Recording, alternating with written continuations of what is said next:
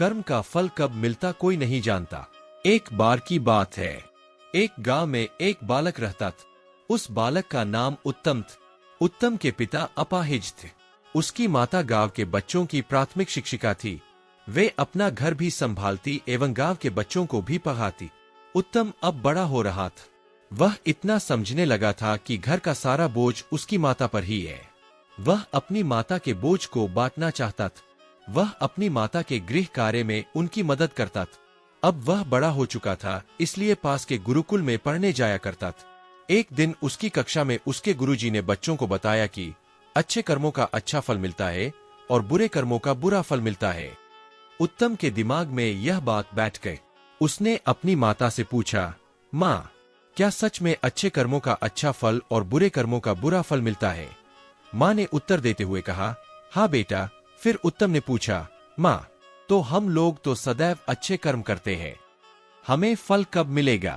कितना समय लगता है अच्छे कर्मों का फल मिलने में? माँ, माता अपने पुत्र के प्रश्नों को सुनकर हंसते हुए बोली, बेटा, ये तो मुझे नहीं ज्ञात है, तुम ही बताओ। तो उलझे हुए उत्तम ने कहा, मुझे भी नहीं पता माँ। अपने बेटे के उलझन को देखते हुए माता बोली, यह सब छोड़, देख, आज खेत से मकई लाई हूँ, चल तुझे पका कर खिलाती हूँ। माता उत्तम का हाथ पकड़कर उसे रसोई में ले गई। वहां मकई पकाने लगी। उत्तम भी वही बैठ गए, परंतु उसके दिमाग में वही प्रश्न घूम रहा था। अगले दिन उत्तम जल्दी गुरुकुल जाता है। वहां जाकर वह गुरुजी के आश्रम के बाहर उनकी प्रतीक्षा करता है। गुरुजी बाहर उत्तम को देखकर अपनी कुटिया से बाहर आते हैं। फिर वे उत्तम से पूछते हैं, क्या बात है पुत्र, इतने सवेरे तुम यहाँ क्या कर रहे हो? अभी तो तुम्हारी कक्षा का समय नहीं हुआ। इस पर उत्तम गुरुजी से कहता है, गुरुजी, मेरे प्रश्न मुझे विचलित कर रहे हैं। प्रश्नों के समाधान के लिए आपके पास आया हूँ। गुरुजी ने उत्तम से कहा, पुत्र, अपने प्रश्न पूछो। उत्तम ने पूछा, गुरुजी, क्या यह बात सत्य है कि हमें अच्छे कर्मों का फल अच्छा मिलता है और बुरे कर्मों का फल बुरा मिलता है? गुरुजी ने सहमति जताते हुए हाँ कहा। हाँ सुनने के उपरांत उत्तम ने दूसरा प्रश्न पूछा, गुरुजी, अच्छे कर्मों का फल कितने दिन में मिलता है? गुरुजी ने उत्तर दिया, समय से पुत्र। जब उस कर्म के फल आने का समय होता है, उस समय ही अच्छा या बुरा फल मिलता है। आतुर उत्तम ने पूछा, परंतु गुरुजी, यदि मैं दुगने उत्साह से अच्छे कर्म करूं तो? गुरुजी उत्तम की बात एवं मनोदशा को समझ चुके थे। उन्होंने उत्तर दिया, तब बेटा दुगना समय लगेगा।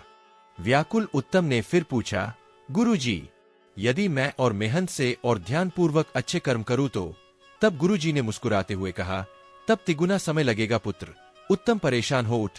उसने गुरुजी से कहा, गुरुजी, मैं जितनी अधिक मेहनत कर रहा हूं अच्छे फल पाने की, यह अच्छा फल उतना दूर क्यों चला जाता है? गुरुजी ने मुस्कुराते हुए कहा, पुत्र, क्योंकि तुम्हारा ध्यान फल पर है, कर्म पर नहीं। उत्तम कहता है, मैं समझ नहीं पाया गुरुजी। गुरुजी ने कहा, मेरी बात ध्यान से सुनो पुत्र।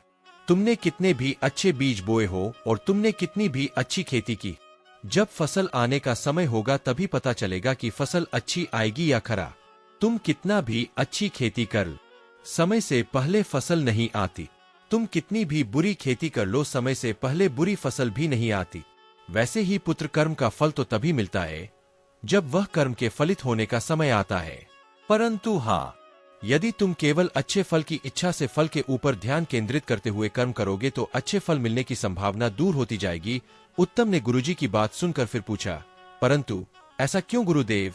गुरुजी ने उत्तम को समझाते हुए कहा, पुत्र, क्योंकि तुम्हारा ध्यान अच्छे कर्म पर है ही नहीं, फिर तुम अच्छे कर्म अच्छे से कैसे करोगे? तुम्हारा ध्यान अच्छे फल पर है, इस कारण तुम अच्छे कर्म करने से चूक जाओगे।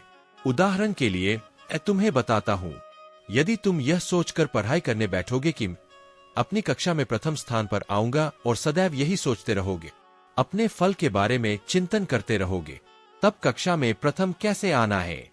उस मार्ग से तुम्हारा ध्यान भटक जाएगा। तुम स्वप्न बुनने लगोगे और कर्म अधूरे रह जाएंगे। इस प्रकार अच्छा फल तुमसे दूर चला जाएगा। प्रायः लोगों के साथ यही होता है। वे अच्छे फल के लिए अच्छा कर्म करना चाहते हैं, परंतु अच्छा कर्म अच्छे से नहीं करते, गुरुजी आगे कहते हैं, अच्छे फल के चिंतन से ज्यादा आवश्यक अच्छे कर्म का ज्ञान है। यदि अच्छे कर्म का ज्ञान होगा और अच्छे कर्म के पथ पर निरंतर चलोगे तो अच्छे फल अवश्य मिलेंगे, इसमें कोई दो राय नहीं है।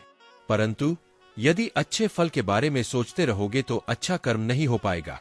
अच्छे फल पर ध्यान रखना भी ध्यान को भटका देता है। तुम्हारे कर्मों में त्रुटि रह जाएगी और अच्छा फल दूध चला जाएगा। पुत्र उत्तम समझ चुका था कि अब अपने अच्छे कर्मों के लिए अच्छे पथ का निर्धारण कर उस पर निरंतर चलना है। यही अच्छे फल का रास्ता है। अच्छे फल के बारे में सोचना मूर्खता है, वह हमें हमारे पथ से भटका देती है। अगर आपको जानकारी अच्छी लगी हो तो वीडियो को लाइक और चैनल को सब्सक्राइब जरूर करें। धन्यवाद।